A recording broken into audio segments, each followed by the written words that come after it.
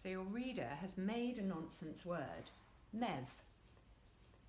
They say, what's the point? I don't really, what's the point in creating a nonsense word?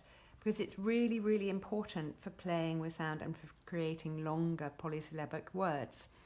Med doesn't mean anything on its own, but once they get on to reading more complex words, we could create a word like medical.